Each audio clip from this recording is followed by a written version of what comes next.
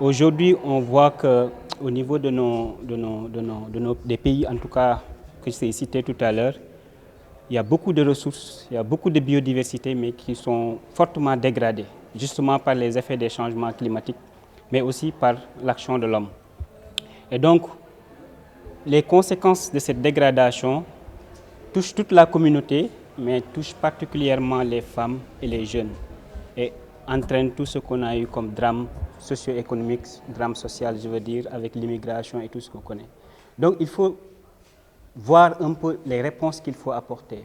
Mais plutôt que d'inventer la roue, SICO pense qu'il faut juste appuyer les réponses communautaires qui sont données au niveau local et qui sont portées déjà par les acteurs.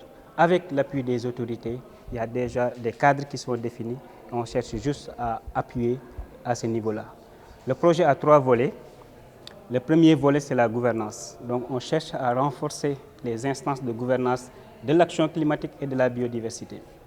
Les renforcements pour qu'elles puissent mieux répondre aux enjeux climatiques, pour qu'ils puissent élaborer davantage de règles et en tout cas de mesures répondant à ces défis des changements climatiques, mais surtout renforcer la présence des femmes et des jeunes au niveau de ces instances-là. Mais également, il y a un volet plaidoyer, parce qu'on sait tous que les États ont un rôle à jouer au niveau local, au niveau national, mais aussi à l'international. Donc il y a tout ce volet plaidoyer. Le deuxième volet, c'est la réhabilitation des écosystèmes. On sait tous que les écosystèmes sont dégradés. Les actions de reboisement des mangroves, des actions agroécologiques, des pratiques donc, qui permettent de retrouver la fertilité des sols et de lutter contre les dégradations des terres.